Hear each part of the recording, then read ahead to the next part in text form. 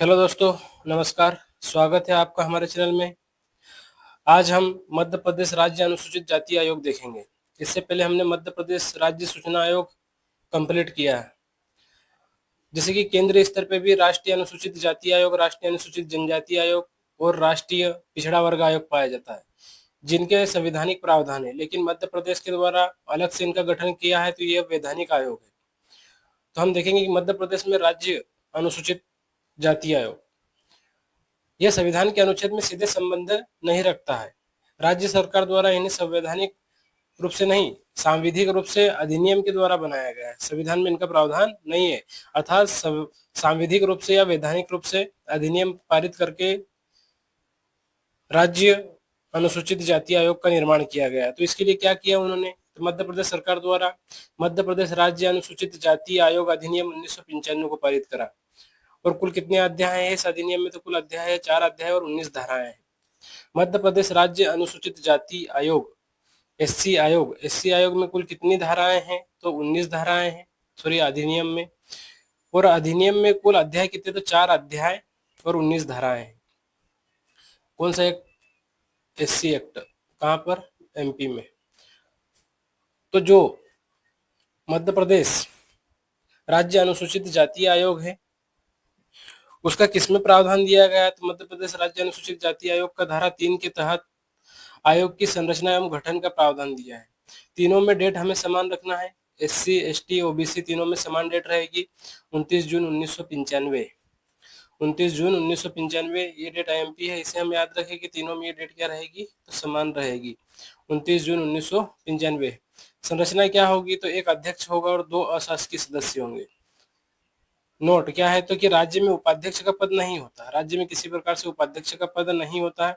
जबकि केंद्रीय स्तर पर जो आयोग होते हैं वहां पर एक अध्यक्ष, उपाध्यक्ष और सदस्य होते हैं, लेकिन यहाँ पर एक अध्यक्ष और 2 सदस्य हैं और अशासकीय सदस्य। कार्यकाल कितने वर्ष का, तो कार्यकाल रहता है 3 वर्ष का कार्यकाल है। नियुक्ति कौन करेगी, तो राज्य सरकार द्वारा गठन किया गया तो राज्य सरकार नियुक्ति करेगी। त्यागपत्र भी कौन किसको देगा, तो राज्य सरकार को देंगे। मुख्यालय कहाँ है, तो मुख्यालय हमारा है भोपाल में स्थित है। सेवा शर्तें कौन तय करेगा, तो राज्य सरकार सेवा शर्तें तय करेगी। आयोग के कार्य एवं शक्तियां देखते हैं कि आयोग के पास क्या कार्य है एससी आयोग के पास। तो जो संवैधानिक सुरक्षा और उपायों की निगरानी करना, अधिकारों का हननों की जांच करना, कल्याणकारी योजनाओं के मूल्यांकन में परामर्श लेना, आयोग से परामर्शकारी भूमिका भी निभाता है।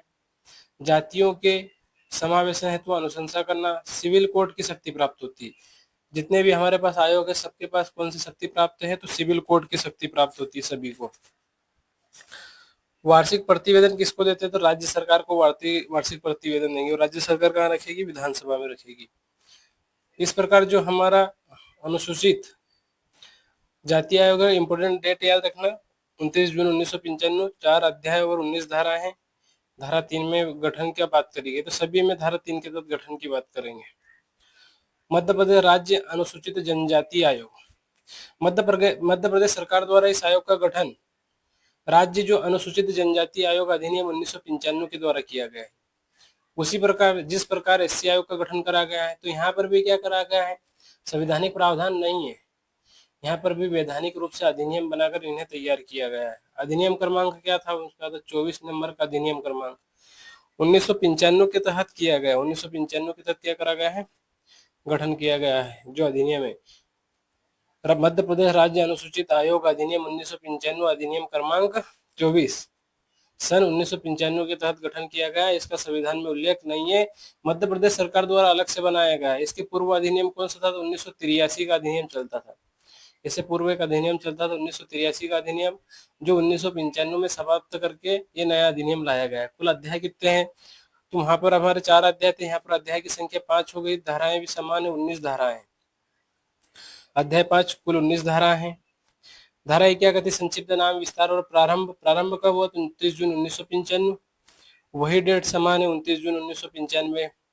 24 मई 1995 को राज्यपाल की अनुमति मिली, 29 जून 1995 को लागू हुआ और प्रकाशित हुआ और प्रभावी भी हुआ।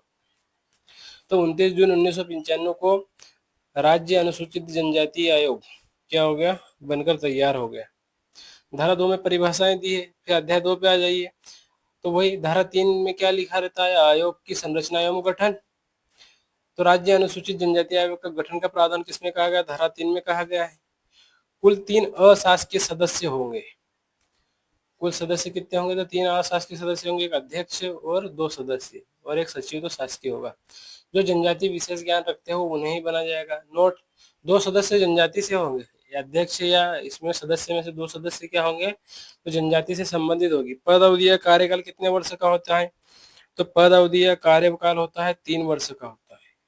3 वर्ष का कार्यकाल है इनका। नियुक्ति कौन करेगा? राज्य सरकार। त्यागपत्र किसे देंगे? तो राज्य सरकार को देंगे। सेवा शर्तों और वेतन भत्तों का निर्धारण भी कौन तय करेगा? तो राज्य सरकार तय करती है। धारा 9 में आयोग के कार्य दिए। आयोग क्या करेगा? तो सुरक्षा, निगरानी और अधिकारों का संरक्षण करेगा। आयोग 10 में आयोग की शक्तियां दी गई। धारा 10 में आयोग की शक्तियां दी गई। कैसी शक्ति प्राप्त है? सिविल न्यायालय की शक्ति प्राप्त है। तीनों अधिनियम को, तीनों आयोग को कौन सी शक्ति प्राप्त होती है? सिविल न्यायालय की शक्ति प्राप्त है। वर्तमान अध्यक्ष कौन है? तो श्री रामलाल रोतले 23 अप्रैल 2026 को बनाया गया है। 2 सदस्य हैं, भगत नेताम और मंगल सिंह धुर्वे। वर्तमान अध्यक्ष रामलाल रोतले, एसटी आयोग के वर्तमान अध्यक्ष रामलाल रोतले। फिर उसके बाद मध्य प्रदेश पिछड़ा वर्ग आयोग। मध्य प्रदेश पिछड़ा वर्ग आयोग पढ़ेंगे हम। तो संविधान में इनका वर्णन नहीं है, मध्य प्रदेश सरकार द्वारा वैधानिक रूप से इन्हें तैयार किया गया है। 24 में 1995 को अनुमति मिली। कुल अध्याय कितने हैं? तो यहाँ पर भी 5 है। वहां पर 19 धारा है, तो यहाँ पर धाराओं की संख्या हो जाएगी 20। और 29 जून 1995 को प्रकाशित हुआ। कब की बात है? डेट कब हमारी? तो 29 जून 1995 में प्रकाशित और लागू भी हुआ। धारा 3 के तहत वही राज्य आयोग का गठन। तो संरचना में कुल कितने? तो कुल 3 सदस्य है जो कि गैर सरकारी होंगे। एक अध्यक्ष होगा, 2 सदस्य होंगे और एक सचिव होगा। कम से कम एक सदस्य ओबीसी से होना अनिवार्य है। सदस्यों का कार्यकाल कितना वर्ष का? तो कार्यकाल इनका रखा गया 3 वर्ष का। और सेवा शर्त का निर्धारण भी कौन करेगी? तो राज्य सरकार तय करेगी। और कार्यकाल कितने वर्ष का? तो 3 वर्षों का कार्यकाल है इनका। त्यागपत्र किसे देंगे? तो ये राज्य सरकार को त्यागपत्र देगा। हटाने का कार्य भी राज्य सरकार करेगी। धारा 9 आयोग के कार्य। धारा 9 में क्या है? तो आयोग के कार्य क्या है? कार्य सुरक्षा से संबंधित, निगरानी से संबंधित, परामर्श से संबंधित और योजनाओं के निर्माण से संबंधित परामर्श देने का कार्य है आयोग का। धारा 10 में क्या है? तो आयोग की शक्तियां, दीवानी न्यायालय की शक्तियां प्राप्त होती है। धारा 11 में बोला ओबीसी की सूचियों में संशोधन करना, हटाना, जोड़ना और जातियों को पृथक करना या जोड़ने की बात करता है। कौन सी धारा? धारा 11। प्रथम अध्यक्ष कौन थे ओबीसी आयोग के? तो बसंतराव उइके प्रथम अध्यक्ष थे। वर्तमान अध्यक्ष कौन है? तो रामकृष्ण कुसमरिया इनके वर्तमान अध्यक्ष है। पिछड़ा वर्ग से संबंधित पुरस्कार, ज्योतिबा फुले पुरस्कार, सावित्रीबाई फुले पुरस्कार। इसी प्रकार दोस्तों हमारे 3 आयोग कंप्लीट हुए। थोड़ी थोड़ी इनकी जानकारी है, और जब हम एमसीक्यू सीरीज चलाएंगे तब और इनके और क्वेश्चन ढूंढेंगे। ठीक है दोस्तों, इसी प्रकार के वीडियो और सिलेबस टॉपिक प्राप्त करने के लिए हमारे चैनल को सब्सक्राइब करें और बेल आइकन को जरूर क्लिक करें। और हम थोड़ा जल्दी जल्दी कवर करेंगे सिलेबस को। पेपर फर्स्ट और पेपर सेकंड दोनों साथ में कवर कर रहे हैं। थैंक यू दोस्तों।